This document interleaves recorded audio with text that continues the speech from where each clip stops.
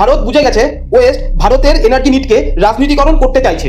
Bharat Russia থেকে চায়নার সমান ক্রুড অয়েল ইম্পোর্ট করছে, কারণ আমেরিকা বারবার বলছে ভারত রাশিয়া থেকে ক্রুড অয়েল নেওয়া বন্ধ করার জন্য।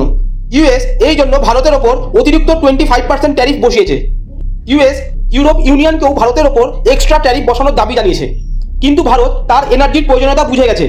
সেই জন্য আগস্ট মাসে রাশিয়া থেকে 2.9 মিলিয়ন ইউরো মানে approx $3.1 billion crude oil import করেছে, যেটা আগস্ট মাসে চায়নার ইম্পোর্ট করা $3.3 বিলিয়ন ক্রুড অয়েলের সমান। যখন আগের মাসে মানে জুলাই মাসে Bharat 2.9 billion crude oil Russia থেকে ইম্পোর্ট করেছিল।